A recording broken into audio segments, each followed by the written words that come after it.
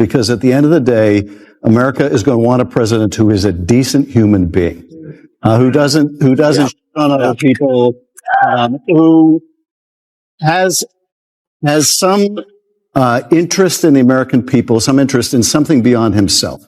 I think at the end of the day, people are going to reject this bigoted, divisive figure. I'm just giving you the answer to the question you're asking all night long. Why do they vote for Donald Trump? It's not always because they like him. No, it's because stuff like that is kookier. Bill Maher didn't hold back when he went after Senator Adam Schiff, torching his endless crusade against Donald Trump with a roasting that left no room for mercy. The shots were so sharp, you'd think Schiff might avoid Maher's set altogether from now on.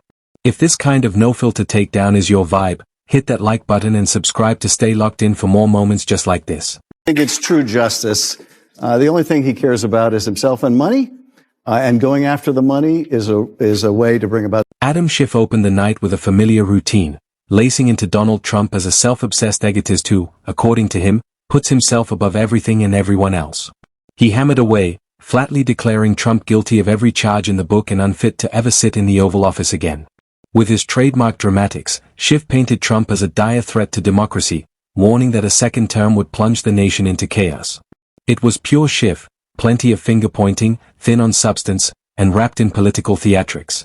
But then came the real misstep, a remark so reckless it's bound to come back and bite him. I don't share your pessimism about this or your pessimism about the general election. The reason why Joe Biden is going to beat Donald Trump is because at the end of the day, America is going to want a president who is a decent human being, who doesn't shit on other people, who has some interest in the American people, some interest in something beyond himself.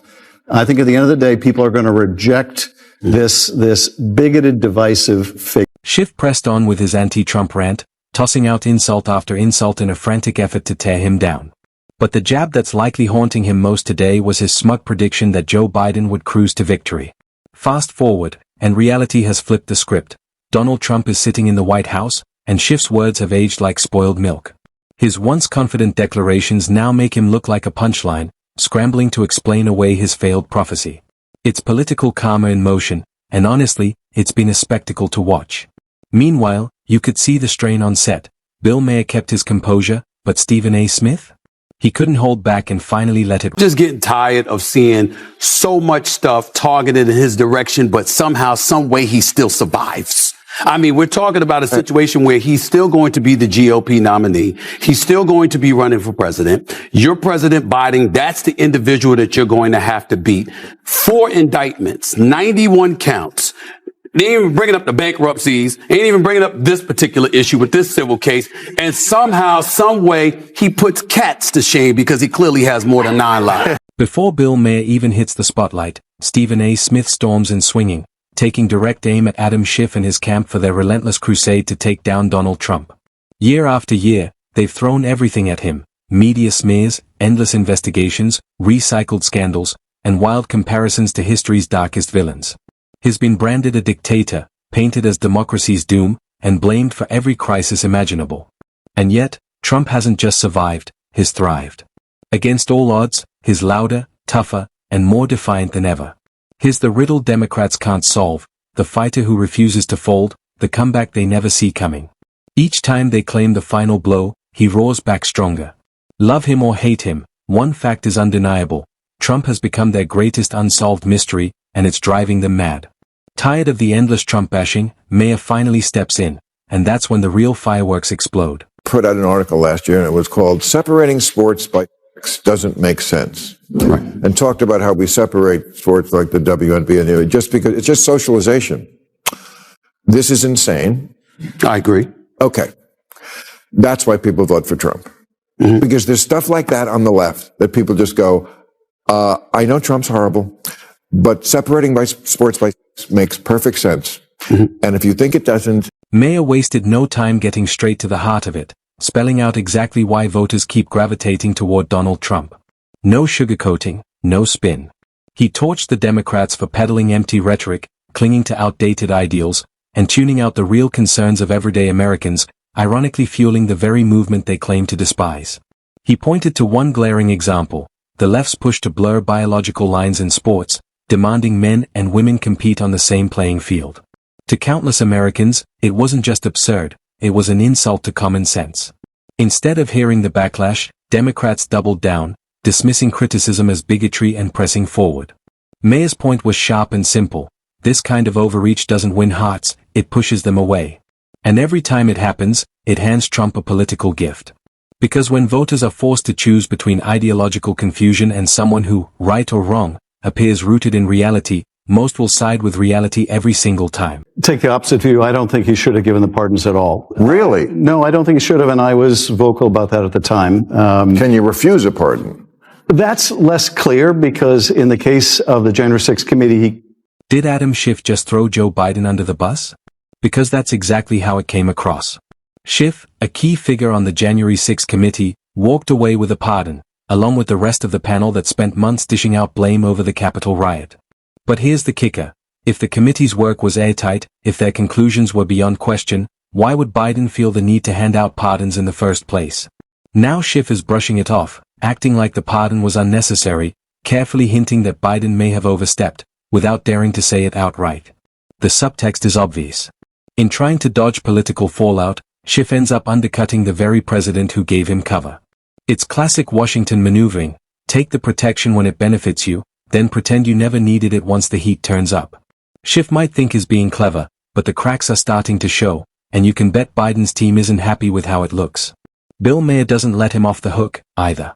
He calls Schiff out directly and rips into the media for playing favorites instead of doing their job. Judge.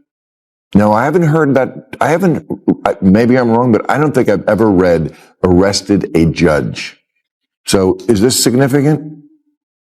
well, I think I'm not going to comment on something I don't know more about than what you've just told me. You read about it too. Yeah, I mean, I read about it, but I don't know. So you don't trust anything either, and you work for the New York. Even Bret Stephens, yes, a New York Times columnist, can't fully stand behind his own paper's reporting. Think about that for a second. When someone inside the building starts questioning the headlines his colleagues are pushing, it's a flashing red sign that something is seriously broken. And this is exactly why Trump, along with millions of Americans, has walked away from legacy media in search of something real. The cold, unfiltered truth that IT feels like almost every major outlet has been captured, especially by the left. Institutions once trusted to hold power accountable now look more interested in carrying water for a political agenda than uncovering facts. That's a bitter reality to face. Journalism, which was supposed to be the backbone of democracy, too often feels like political theater in disguise. And every time another credible voice stumbles, another illusion collapses. For countless Americans, it's confirmation of what they've suspected all along. If you're serious about finding truth, you won't get it in the establishment echo chambers. You've got to look beyond them. Popular now, even with people who aren't Catholic, because it's the last place you can send your kid to get an old school education. And they just tell the kids, forget about the Jesus stuff. Just, to them, that's okay indoctrination, as opposed to some of the other indoctrination that goes on. And also, the Catholics don't put up with bullshit. They take your phone. You have to learn your P's and Q's and your grammar and all this kind of stuff. And that's what I just don't understand, that parents don't have the whip hand anymore. Everyone remembers when the slide really began, when Democrats went all in on woke politics and tossed aside both morality and basic common sense. That's when the seams of our culture started to rip apart.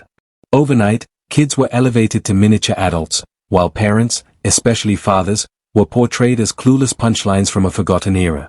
Flip on any sitcom from the past decade and you'll see it clear as day. The goofy, incompetent dad, the half-capable mom, and the smug, all-knowing child who somehow schools them both. What started as light comedy morphed into an agenda. Entertainment blurred into indoctrination, and the damage was real. An entire generation raised to think rules are optional, respect is outdated, and consequences are negotiable. Discipline became taboo. Boundaries disappeared. And the family unit, the backbone of society, was pushed aside in favor of virtue signaling and shallow progressive gestures. Now, we're living in the aftermath. And Democrats are paying the price. The 2024 loss didn't come out of thin air, it was years in the making. Even some within their own ranks admitted, before the votes were cast, that a reckoning was on the horizon. They just never believed it would actually arrive. The fact that you don't share my pessimism, I truly do. I understand where you're coming from. But I think that's part of the problem. I think the Democratic Party should share my pessimism. I think they should be on high alert. I think they need to treat him with the seriousness that it deserves, because you having a lot of faith in the American people. The man did get over 74 million votes. You've got people that are looking at Joe Biden. I'm not going to call him a cognitive mess or anything like that. That's very disrespectful. I would never speak about our president that way. But when you're 82 years of age, it's not offensive to say you're